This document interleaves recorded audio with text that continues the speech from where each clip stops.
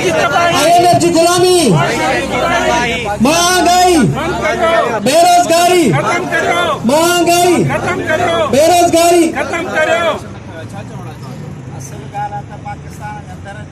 पाकिस्तान अॼोकी ताणी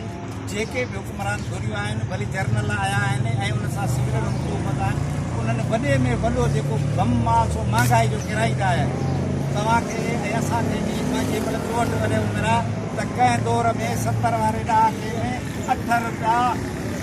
प्याल हूंदो हो पेट्रोल जो 8 रुपया हिन वक़्तु उहो तेल लीटरनि में केॾो महांगो आहे हिन मौजूदा दौर में हिन गवर्नमेंट हिन सरकार सॼे पाकिस्तान में महांगाई जे करे सिंध माण्हू बलोच पठान पंजाबी सभु जो सभु हिन चक्की में पीसजनि था एॾो वॾो ख़तरनाक हिननि बम उछलायो आहे जेको एटम जे मुक़ाबले में आहे छो त हिकिड़ा माण्हू ज़हरनि जे वसीले मारिया वेंदा आहिनि तव्हांखे यादि हूंदो त चीन जे अंदरि उन्हनि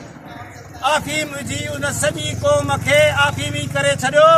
असांजी सिंध असांजे पाकिस्तान खे हिननि महांगाई में उछलाए गुरबत जी लकीर में आणे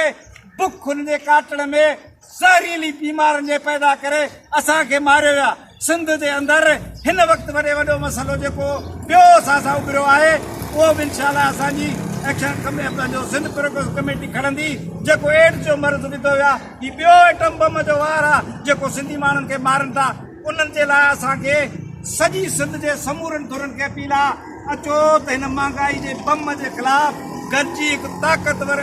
आवाज़ उथारियूं सिंध असैम्बली पाकिस्तान ऐं वफ़ाक़ी असैम्बलियूं इहो आवाज़ ॿुधाइनि त इहा महांगाई असांखे नथी खपे महांगाई असांखे नामंज़ूर आहे।